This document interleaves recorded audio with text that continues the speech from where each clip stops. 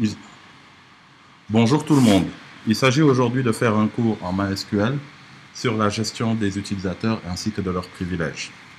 Pour commencer, il nous suffit d'ouvrir deux terminaux.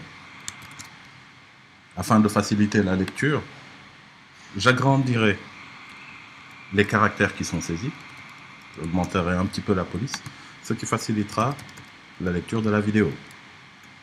Comme vous le savez certainement, comme présenté lors de l'une de nos précédentes vidéos, l'authentification passe par la commande MySQL.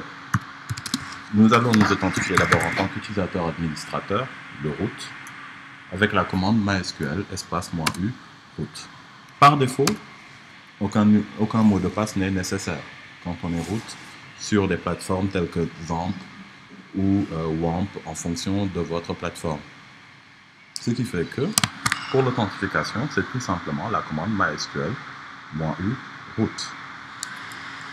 Une fois authentifié, l'utilisateur peut donc regarder les différentes bases de données qui existent en tapant la commande show databases qui lui dit que là, par exemple, on a la base de données cdecol, MySQL, performance schéma, test et phpMyAdmin. Donc, ce qui nous intéresse, ce n'est pas la liste des bases de données, mais c'est la gestion des utilisateurs. Donc, pour créer un utilisateur, tout simplement, la commande sera create user. On donne le nom de l'utilisateur, par exemple ma femme, ma fille, en disant qu'elle peut s'authentifier depuis la machine locale, aérobase localhost, ou plutôt desktop localhost, et qu'elle a besoin d'un mot de passe, identified by moi-même, Bamba. Donc, l'utilisateur est automatiquement créé. Pour le vérifier, nous prenons notre terminal en utilisant la commande MySQL -u en disant qu'elle a besoin de son password Bamba. À partir de là, l'utilisateur peut se connecter à la base de données.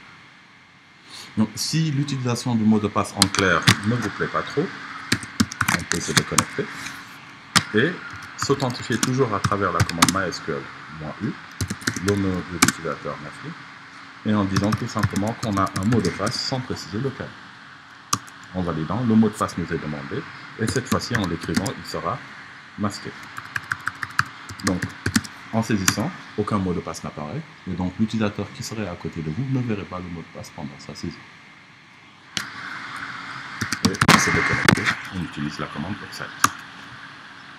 Donc cet utilisateur qui a été créé a quand même besoin d'accéder aux différentes ressources, à savoir les différentes bases de données. Donc après authentification, nous allons voir quelles sont les bases de données qui lui sont par défaut accessibles.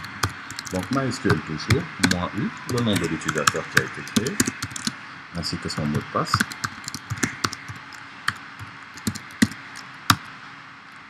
Et de la même manière que l'administrateur qui faisait un show databases, nous allons faire la commande show databases en tant qu'utilisateur Nafi cette fois. Ce que nous observons, c'est que nous n'avons pas accès au même type de ressources. L'utilisateur qui vient de se connecter, l'utilisateur Nafi, a eu juste par défaut le privilège de connexion, ce qui fait qu'il a accès juste aux informations publiques telles que l'information schéma et la base de données test. Les autres bases de données telles que cdecol ou MySQL, performance schéma ou phpMyAdmin ne lui sont pas accessibles pour le moment. Supposons que l'administrateur veuille lui donner l'accès maintenant aux privilèges sur l'utilisation de la base de données cdecol. Donc en regardant bien, on se connecte à la base de données cdecol en faisant use cdecol. Showtable nous donne l'ensemble des tables qui sont disponibles. On voit qu'il y a une table qui s'appelle CDS. Donc si on veut que l'utilisateur puisse consulter les informations qui sont dans la base CDS ou dans la table CDS, nous voyons la première commande d'octroi de privilèges, à savoir la commande grant.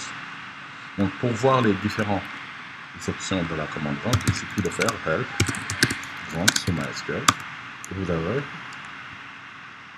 les différents privilèges. Donc l'administrateur se permettra de faire un grant de select pour dire qu'il autorise l'utilisation en lecture sur la base de données cdecol, mais au niveau de la base de données cdecol sur la table CDS à l'utilisateur Nafi qui se connecte depuis le localhost. Donc, après cette commande, si on vérifie auprès de l'utilisateur MAFI, on voit qu'elle a en plus la base de données, c'est l'école qui apparaît dans la liste des bases qui lui sont accessibles.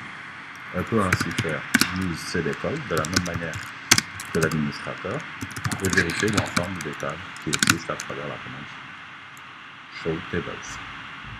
Donc, à ce niveau, elle peut donc bien effectuer une commande selectable comme CDS qui lui permet de voir l'ensemble des enregistrements disponibles dans la table CD de la même manière que l'administrateur, d'ici l'autre, aurait bien pu le faire.